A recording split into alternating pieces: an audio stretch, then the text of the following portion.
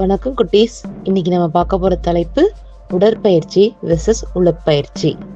உடற்பயிற்சி அப்படின்னா நம்ம ஜிம்முக்கோ இல்லை நடைப்பயிற்சி பண்ணியோ நம்மளுடைய உடம்ப நாம் சரியான முறையில் பராமரிக்கிறது, அதுதான் உடற்பயிற்சி. இதை பற்றி நம்மளுக்கு தெரியும். ஆனால் என்னது இது உடற்பயிற்சி, வித்தியாசமா இருக்கே அப்படின்னு தான் நினைக்கிறீங்க. வாங்க நான் சொல்லித்தரேன். உடற்பயிற்சி அப்படின்னா ஒன்றும் இல்லை, இதுவும் உடற்பயிற்சி மாதிரி தான்.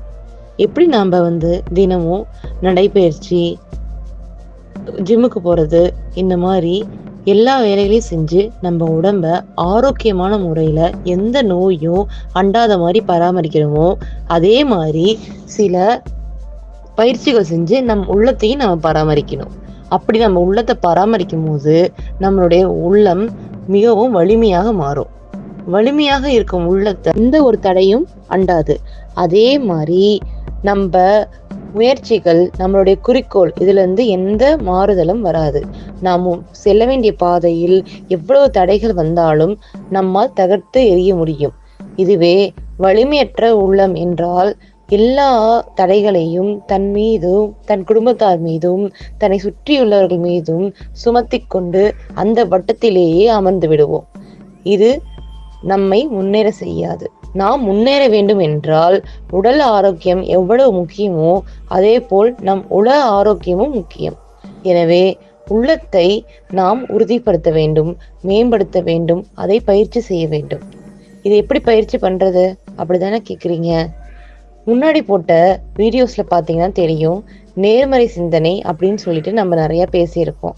அந்த வீடியோ பார்க்காதவங்க போய் பாருங்க. இருந்தாலும் நான் கொஞ்சம் சுருக்கமா சொல்றேன்.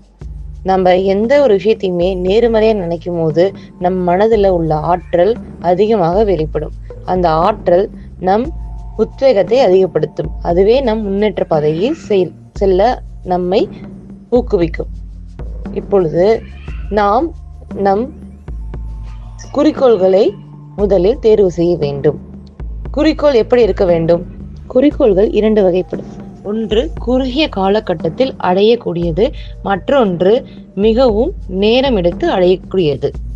குறுகிய காலத்தில் அடையக்கூடிய குறிக்கோள்களை முதலில் நாம் தேர்வு செய்ய வேண்டுமா?